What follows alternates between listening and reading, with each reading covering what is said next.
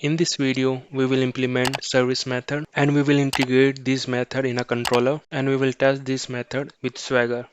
First, we will create constructor for this service. Now we will create DB context class instance using dependency injection. In this application, database context class name is app DB context. I will copy this name and paste here.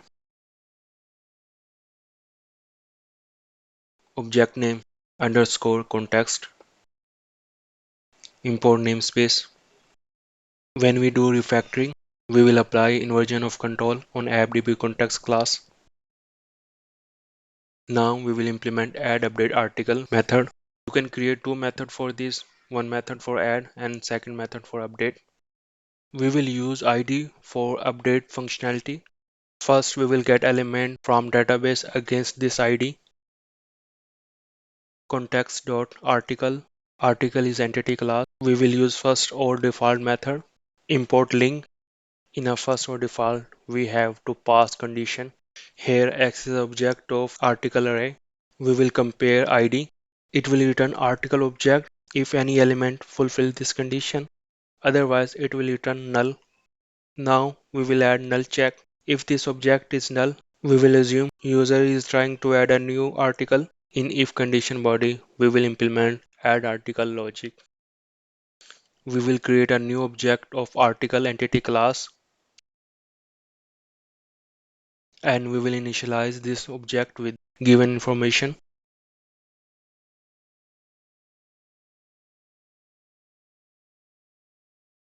App user ID, we will assign author ID. App user ID and author ID is the same thing. If author ID is not present in database, then database will not allow to enter this record. Created it and modified it. We will use UTC time. If you are user from different time zone, then use UTC time. Last property, which is published property. We have initialized this object. Now we will save in database. Context.articles.addAsync and we will pass created article object. Object name is temp article. Context.saveAsync. These two methods are async, so we have to add await here. Add update article calling async method and it has await keyword, so add update article should be async method. We have to add async keyword here. An important thing, we have to add return statement and we will return object. You can return anything, it's depend on your requirement. If we don't add return statement here, it will go to update part. Now we will implement update case. When temp article object is not null, then if condition will false. In temp article object, we will have a record information. We will update these information. We will update title and body, publish status, and will add modify date.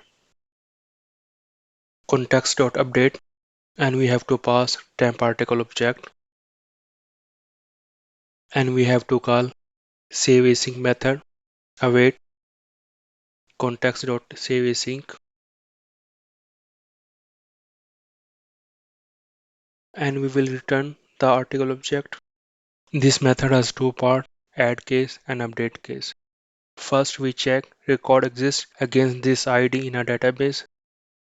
When record don't exist, then this add case will run and return from here. When record exists, then second case, update case will run.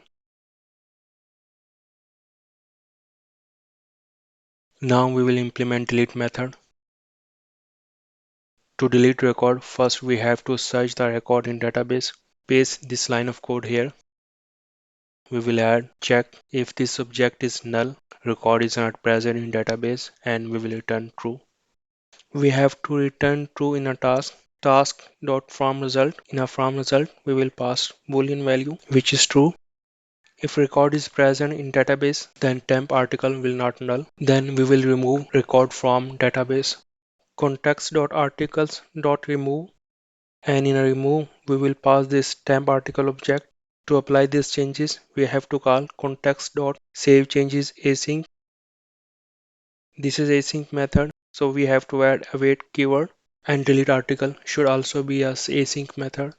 Add async keyword here and add await keyword here because this is also async method. Return statement task.from result and we will pass true value. So we have implemented delete method. Now we will implement get all article method. Make this method async. Return await. We will write link query that will return async list from article in context.articles and we will add where condition because we will return article against author ID. Article.app user ID we will compare with author ID. These two property are same. We will get author ID from parameter. Add author ID in a function definition.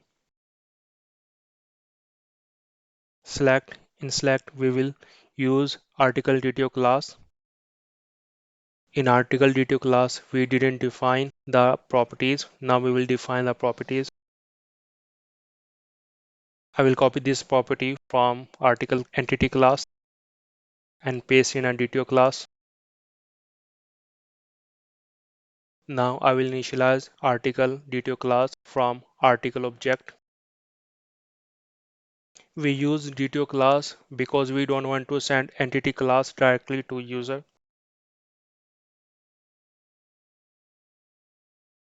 I will add two more properties in article detail class. Full name, which is author name, and credited.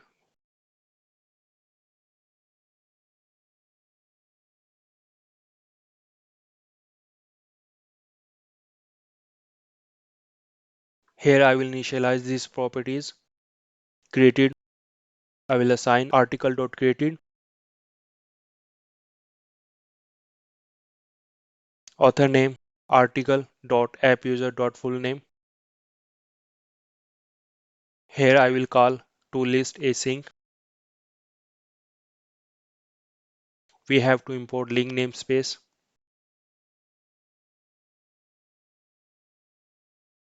We have one error because we modified the one interface method, this method. So we have to update the interface. Here, this error will fix. You can see. Now we will use this service in a controller. In a previous video, we injected this service in a controller. In a previous video, we also created this binding model and we will add property in this model. I will copy this property from this class.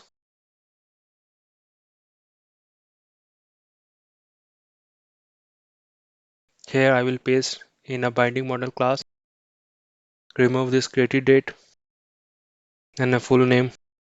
Here I will add one property which is ID.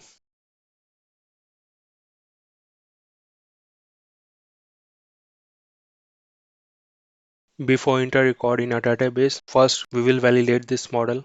If required property is not present in a model class, then we will return error message. Now I will add check on title property. You can add check on multiple property. Model.title.length, and if length is less than 1, then we can assume title is not present in a model class. And we will return this response. Response code is error and response message will be parameters are missing. If title is present in a model class, then we will save this object in database service.addUpdate article. One by one, we will pass argument to this method.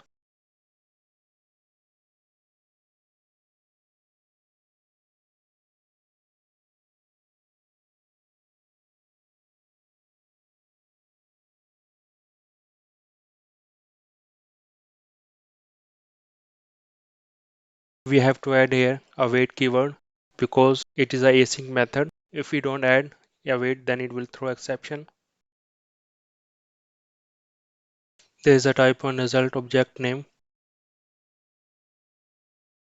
I will pass this object in a response. Now we will implement delete article method. To delete article, we need ID. So this method will have one parameter, which is ID, int ID. Here we will validate this ID. If ID is less than 1, then we can assume ID is not present in a request and we will return response parameter are missing.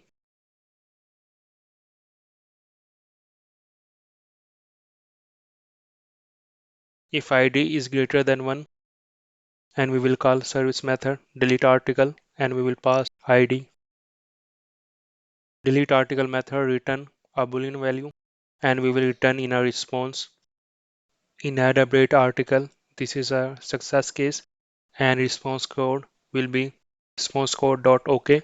In a response model, we also return response message, new record added or record has been updated. When we have ID greater than 0, then we will assume this is the update case. So we will return record updated and else condition new record added.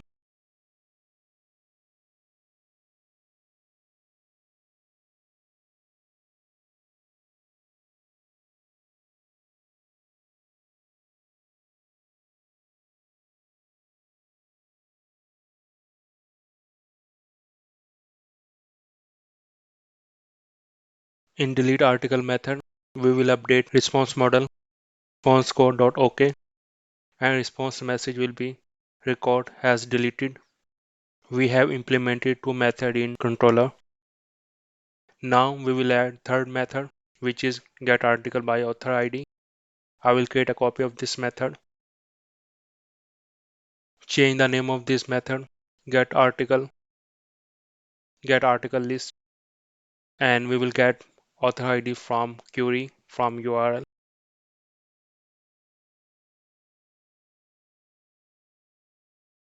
This will become author ID.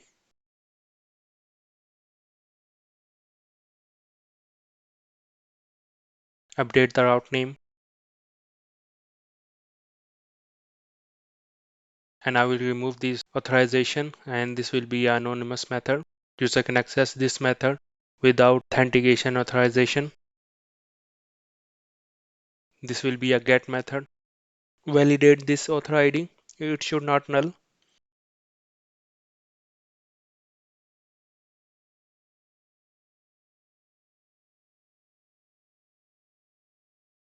Author ID dot length less than 3 character. Then we will return parameter are missing. If author ID is valid, we will call service method get all article and we will pass author ID.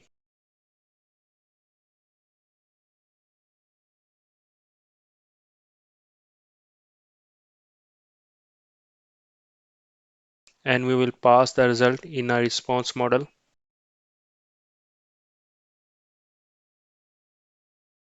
We have implemented three methods. Now we will test these methods and I will add breakpoint so we can see the request parameters. I will add breakpoint in all these three methods.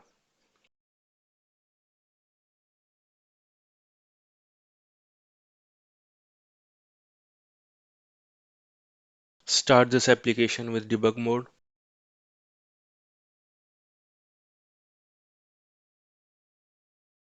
I'm on a Swagger page. You can see my video how to add Swagger with token-based authentication. We don't have a token. First we will obtain token. We will use login API to get token.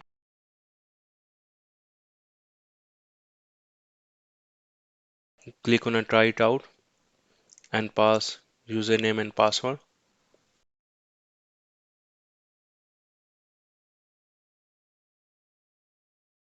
Click on execute and it will return user information and token. Here you can see.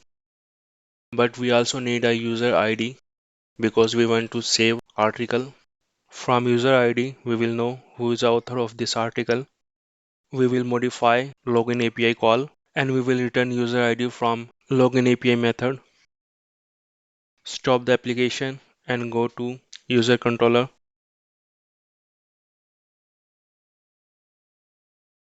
In a login API method and we will modify user detail class And here I will add one more property, which is user ID, and its type is string.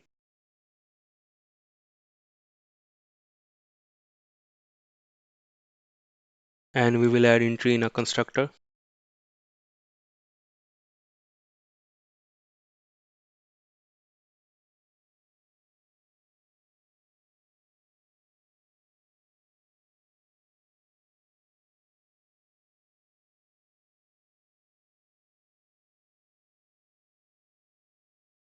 In a user controller, here we have to pass user ID, app user.id. We return user information from multiple methods, so we have to update every method.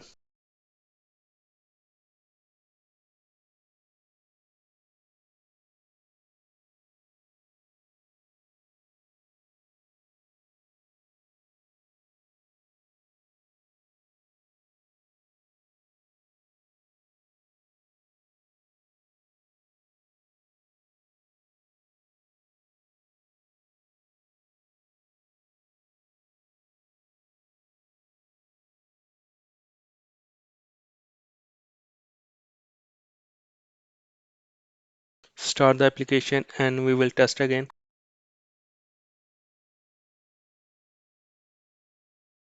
Click on execute button, and now you can see user ID. Now we have a user ID. I will copy this token and paste in a authorization. Click on authorize button and paste in this box. First we will test add article. Click on try it out. We will add title, body and user ID.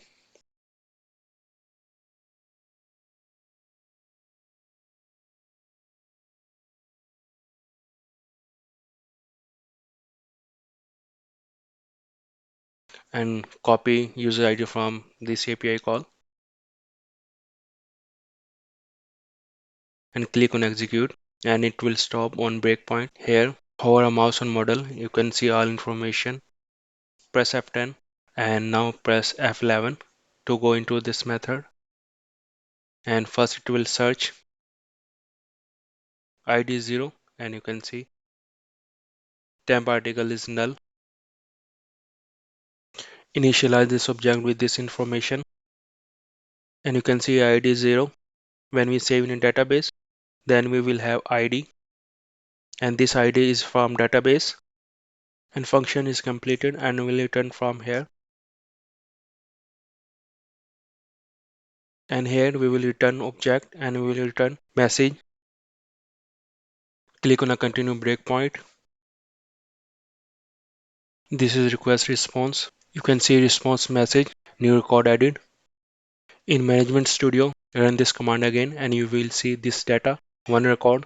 Now we will test get all article, and here I will paste author ID. Click on execute. It stop on breakpoint. You can see ID. ID is not less than 3. Press F10 and now press F11. So we got exception.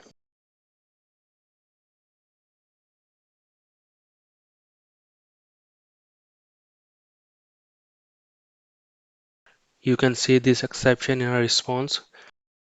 The reason behind this exception is we forgot to add await keyword. Here we have to add await keyword.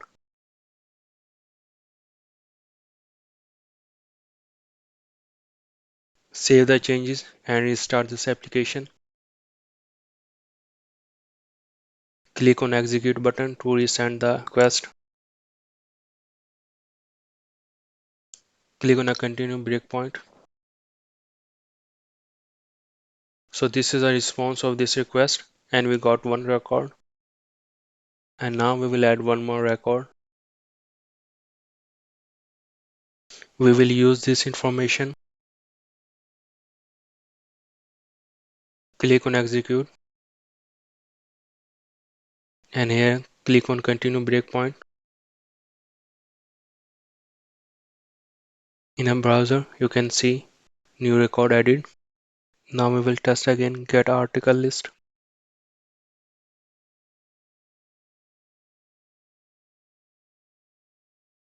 Now we have two record. You can see in a response.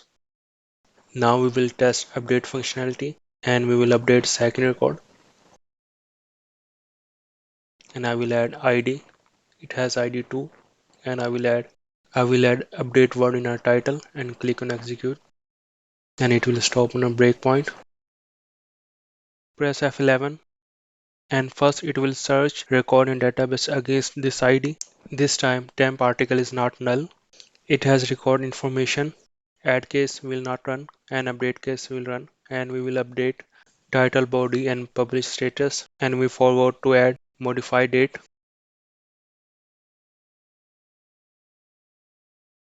You can see response. In a response message you can see record updated, so update case is working fine. Get all article again and you will see updated record. We added this word. Now we will test delete article API. In delete article we have to send article ID. We will send article ID to, click on execute. It will stop on a breakpoint. Somehow it's not showing the breakpoint. We got exception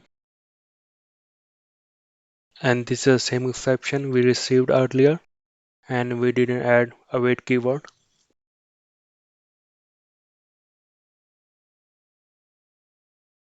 Here I forgot to add await keyword. Save and restart this application.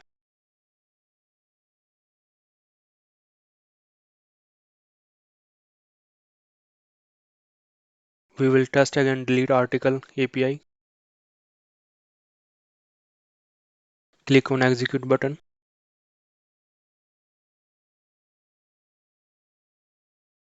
and you can see the response record deleted. Get all record and it stopped on breakpoint.